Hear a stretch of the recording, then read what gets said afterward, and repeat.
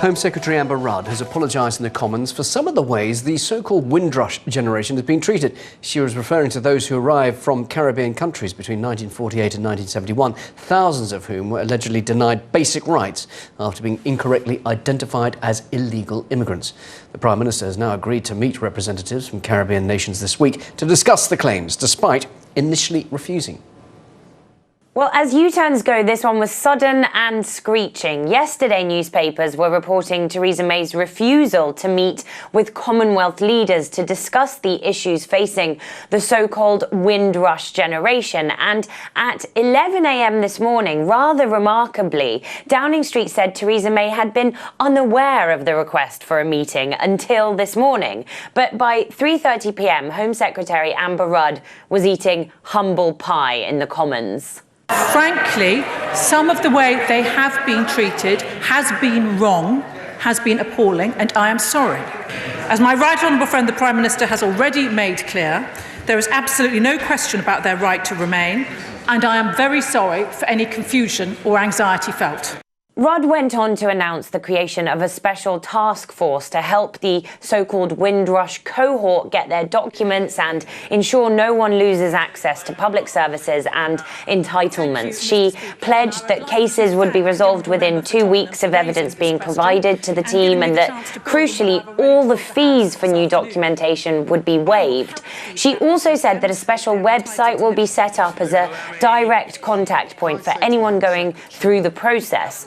Also, during the question and answer session after that statement, in perhaps a rare moment of reflection from a head of a government department, Amber Rudd said that she's concerned that the Home Office is too focused on policy and strategy, and that means that it loses sight of individuals.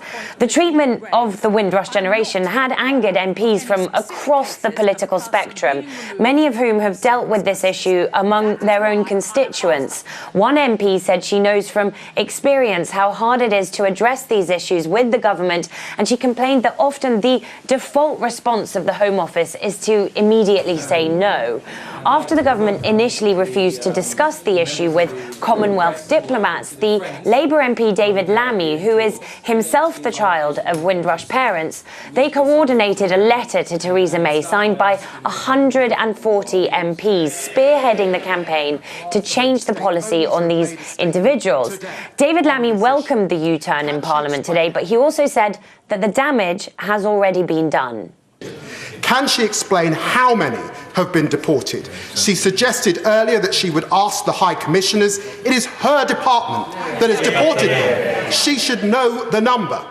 Can she tell the House how many have been detained as prisoners in their own country? Can she tell the House how many have been denied health under the National Health Service? How many have denied pensions? How many have lost their job? This is a day of national shame, and it has come about because of a hostile environment policy that was begun under her Prime Minister.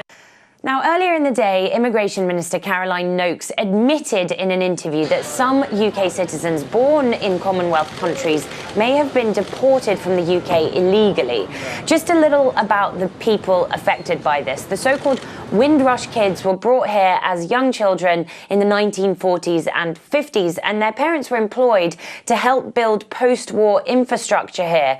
Many worked on the underground, but although a 1971 law recognised their right to remain in the country, to citizenship, not all became naturalised or received official papers. And now, especially with new rules requiring proof of residence, some have been finding they can't access vital things like jobs and healthcare. So for many, the government's apology and promise to help naturalise them is a victory, but one that many say should have come much sooner.